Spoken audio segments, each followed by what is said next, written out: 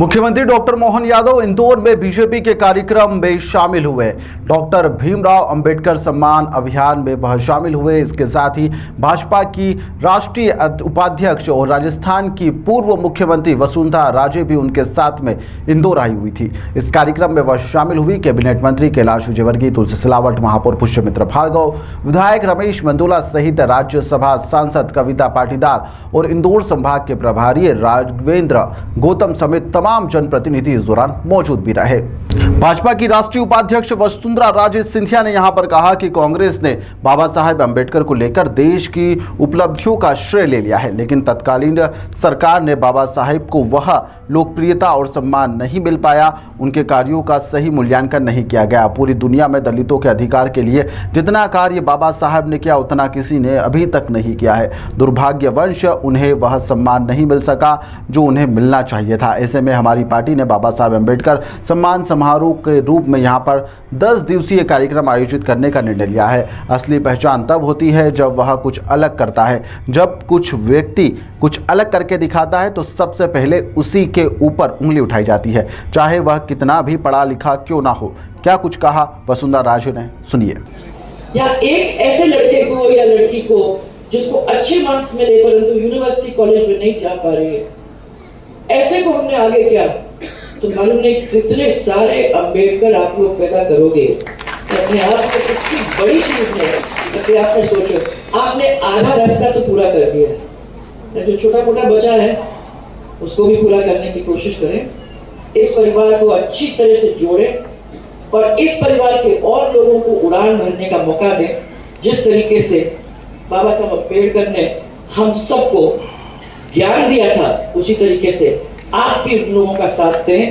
इसी के साथ वहीं पर प्रदेश के मुख्यमंत्री डॉक्टर मोहन यादव ने कहा है कि हम बाबा साहेब के बताए हुए सिद्धांतों पर चल रहे हैं और मध्य प्रदेश उसी के अनुरूप कार्य भी कर रहा है। उन्होंने कहा है कि बाबा साहेब का कांग्रेस ने हर समय तिरस्कार किया। उन्होंने कहा कि कांग्रेस ने बाबा साहेब अंबेडकर को सदन में नहीं पहुंचने को लेकर उन्हें चुनाव हरवाने की भी कोशिश की थी। साथ ही उनकी मृत्यु पर भी अंतिम संस्कार दिल्ली में नहीं होने दिया गया। उनके परिवार का उनका शव सौंप दिया गया था। बड़ी मुश्किल से उनके परिवार के सदस्य उनके शव को मुंबई लेकर रवाना हुए और वहां पर अंतिम संस्कार किया गया। जवाहरलाल नेहरू में उन्हें कभी भी राजनीति का मुख्य धारा में आगे नहीं आने दिया गया।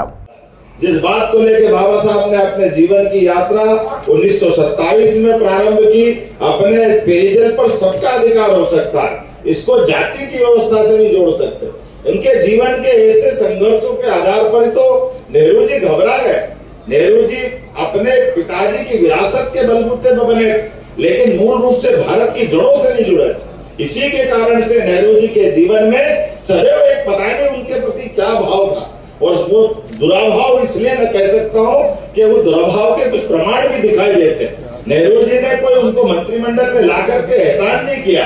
वो तो पहले वाइसराव जी के अपने मंत्रिमंडल में थे, उनकी योग्यता थी, वो पहले से थे। फिर आगे बढ़ के देखें, अंबेडकर जी ने जिन विषयों को अपने अध्ययन में, उनके जीवन में धरा, उससे हटा करके उनको काम देने का प्रयास किया। यहाँ तक कि जब सबने मिलकर तय कर दिया कि संविधान सभा के अध्यक्ष अंबेडकर जी बनेंगे, तो उन्हें टाला उस विषय को। नेहरू जी ने 1 बार, 2 बार, 3 बार जब और अम्बेडकर को लेकर विस्तार से ये बात सही है कि आजादी के समय और आजादी के पहले इस प्रकार से अम्बेडकर जी का अपना जीवन पूरे समाज के लिए, खास करके वंचित, शोषित और सभी समाजों को लेकर के जातिगत विभिन्नता जो थी, इसकी तरफ उनका बहुत बड़ा योगदान है।